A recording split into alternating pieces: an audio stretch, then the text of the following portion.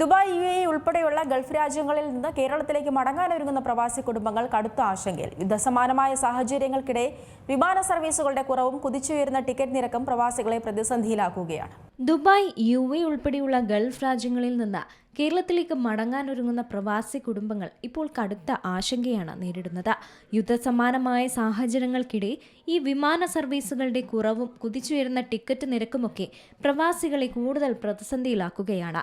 വിദ്യാലയങ്ങൾ ഓൺലൈൻ പഠനം 2 ആഴ്ചത്തേക്ക് കൂടി നീട്ടിയതും CBSE 10th, +2 ക്ലാസ് പരീക്ഷകൾ ഗൾഫിൽ അനിശ്ചിതമായി നീട്ടിവെച്ചതുമാണ് പലരെയും നാട്ടിലേക്ക് മടങ്ങാൻ പ്രേരിപ്പിക്കുന്നത്.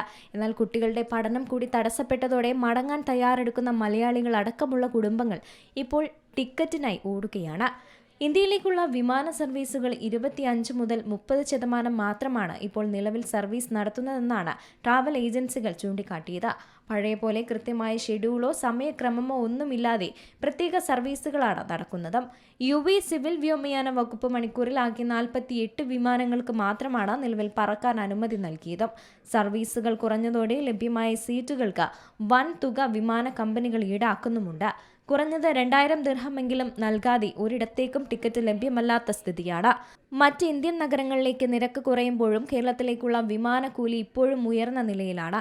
കൊച്ചിയിലേക്കുള്ള ടിക്കറ്റുകൾക്ക് ഇപ്പോൾ 2500 മുതൽ 3800 ദിർഹം വരെയാണ് ഈടാക്കുന്നത്.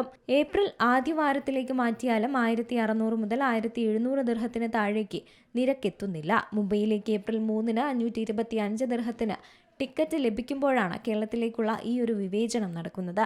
ഡൽഹിയിലേക്ക് ഏപ്രിൽ ആദ്യവാരം 735 ദിർഹത്തിനും ബാംഗ്ലൂരുവിലേക്ക് 755 ദിർഹത്തിനും ഹൈദരാബാദിലേക്ക് 555 ദിർഹത്തിനും ടിക്കറ്റുണ്ട്.